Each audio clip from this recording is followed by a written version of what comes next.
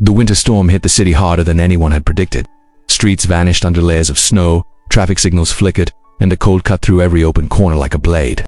The emergency shelter, once a quiet community hall, became crowded with exhausted families wrapped in thin blankets, trying to escape the freezing wind. Adam Ray, a single dad and one of the city's youngest CEOs, had volunteered for the night shift. Despite his busy schedule, he always believed his daughter should see a world beyond comfort. 80-year-old Emily walked beside him, handing out warm gloves and smiles with equal enthusiasm. As Adam moved from family to family, offering blankets and checking on elderly guests, he suddenly felt a tiny tug on his sleeve. He looked down and saw a boy no older than 10 standing with his head slightly bowed. His cheeks were red from the cold, his hair plastered with melted snow, and his fingers trembled from holding a torn backpack. The boy swallowed hard before speaking. Said, "My sister can't walk," he whispered. "Can we stay with you, just for tonight?" The words were soft, but they carried a weight no child should ever have to carry. Adam followed the boy's gaze. In the far corner sat a thin girl in a wheelchair, shivering under a worn-out sweater. The wheels of the chair were bent, and one handle had been patched with tape. Her eyes met his wide, uncertain, and filled with a kind of quiet hope mixed with fear that she tried desperately to hide. Adam felt a sharp pull in his chest. Children shouldn't look that tired. He crouched down to the boy's height. "What's your name?" he asked gently. "Zane," the boy replied. "And that's my sister Mira." Emily, who had been sorting blankets nearby, noticed the girl shivering immediately. Without hesitation, she walked over, took off her own jacket, and gently placed it across Mira's lap.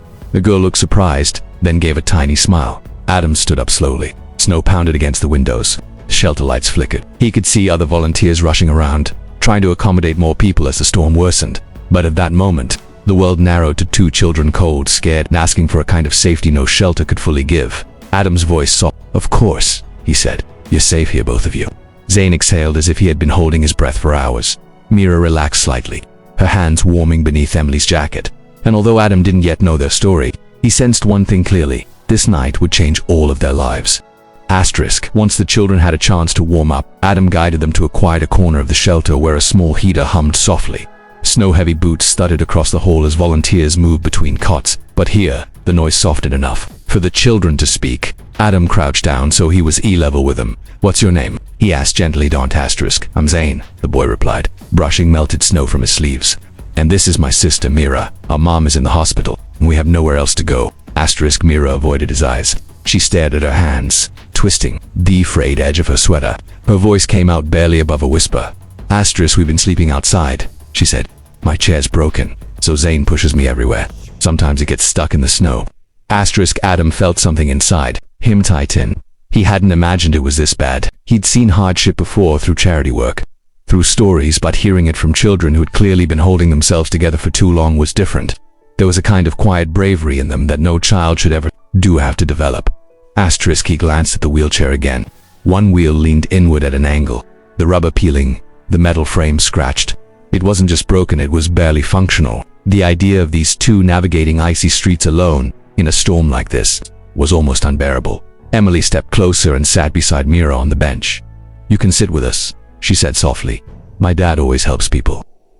Mira seemed startled by the kindness. Slowly, she lifted her eyes and looked at Emily. "You don't even know us," she said. "That doesn't matter," Emily replied with a simple certainty only children could have. "You're here, and you look cold." Zane swallowed hard. "We didn't want to come here at first. We tried to stay near the hospital, but they don't let people sleep outside. I didn't want Mira to get sick."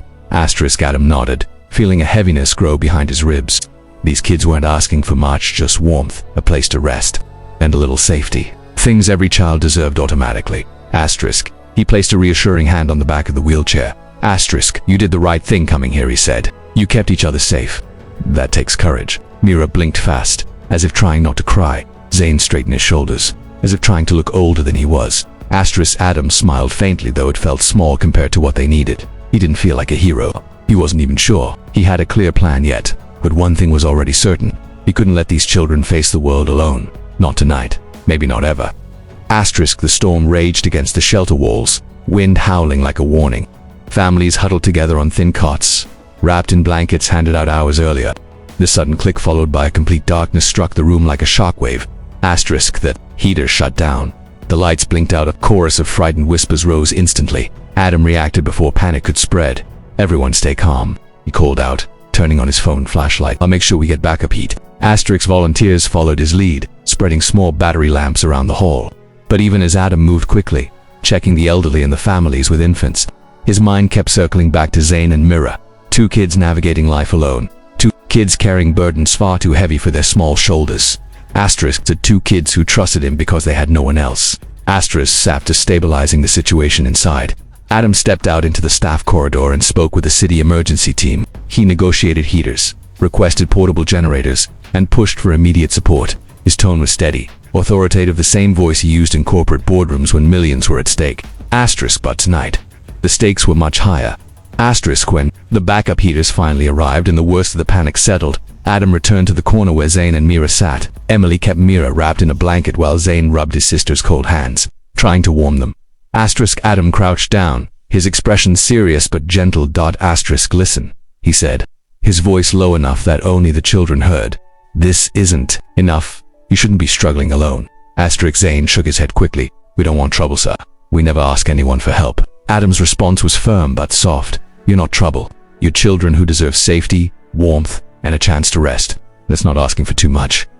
Asterisk Mira looked up timidly, but what if Mom wakes up and we're not near her? Asterisk Adam paused. This was the fear he had expected, the fear of being left behind. Asterisk you won't be far, he promised. And I'll make sure your mom knows you're safe. I'll talk to the hospital myself. Asterisk the siblings exchanged a glance. Scared, uncertain. Asterisk Adam continued. You will stay with us, at least until your mother gets better. I don't want you out in the cold. Not tonight. Not ever again. Emily nodded eagerly, as if sealing the decision. They can stay in my room if they want, she said softly. Asterisk Zane blinked, stunned. Mira covered her mouth with trembling fingers. Asterisk in that quiet moment surrounded by flickering emergency lamps. In the muffled storm outside, Adam made a choice. He knew would change their lives. He wasn't just offering shelter for a night, he was offering something they hadn't had in a long time. Someone who cared, someone who stayed. Asterisk the next morning, the storm finally softened, leaving the city covered in quiet, untouched snow. Adam loaded Zane and Mira into his car, tucking blankets around them to keep them warm. Emily climbed in beside Mira and immediately took her hand, as if she had known her for years instead of just one night. Asterisk the ride to Adam's home was peaceful. The heater hummed softly, the windows fogged slightly, and for the first time in a long while, both siblings looked comfortable, safe. Zane kept glancing out the window, as though he couldn't quite believe this was real. Mira leaned her head back, exhaustion settling into her small shoulders. Asterisk at the house. Emily proudly showed them the guest room that she and her dad had prepared, together.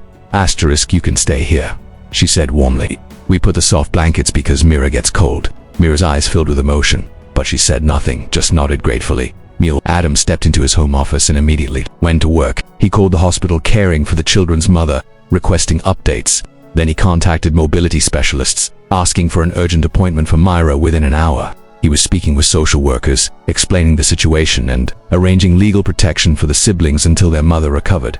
Asterisk in the following days, the house transformed. Mira received a fully functioning wheelchair, lightweight, comfortable, and designed just for her. She rolled down the hallway with a smile so wide Emily clapped with excitement.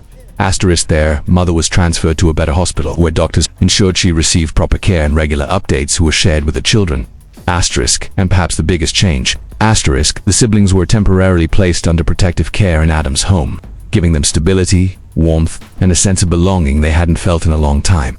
Asterisk one evening, while Emily read a book beside Mira, Zane walked up to Adam, who was reviewing papers on the living room couch. Asterisk sir, he asked softly. Adam looked up. Mira rolled forward a little in a new wheelchair. Why did you help us? She asked, voice trembling with sincerity. You didn't even know us. Adam set aside the papers and smiled, a warm, gentle smile that reached his eyes. I'm a dad, he said, and when I see kids who need a family even for a moment, I step in. It's simple. Asterisk Zane moved closer, leaning his head on Adam's shoulder, something he hadn't dared to do with any adult in a long time. Asterisk, we won't forget this. Sir, he whispered. Adam shook his head lightly. You don't owe me anything. Just grow, learn, and someday help someone else who needs it. Asterisk in the soft glow of the living room lights, with Emily giggling beside Mira and Zane resting quietly against Adam, for lives once separate settled into something new. Asterisk something that looked a lot like a family.